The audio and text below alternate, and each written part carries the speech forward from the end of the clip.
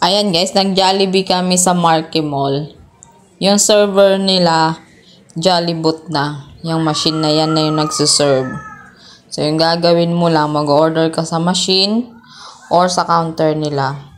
Tapos, bibigyan ka nila ng bilog. Yun yung pan-track nila.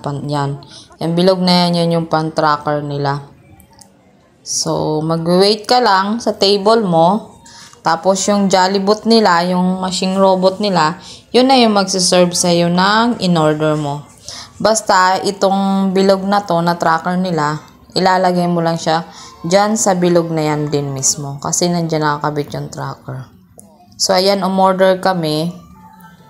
Ayan, na-track niya kung nasaan yung number namin. Kasi by number yan. So, kapag titingnan mo naman kung yan yung order mo, kasi may number din yan, same sa number mo. Pag yan yung order mo, yan, kukunin mo na siya. Tapos, yung bilog na yan, ibibigay mo kay Jollibot. Yan, finish na siya yun. Magte-thank you na siya. O diba guys, high-tech na.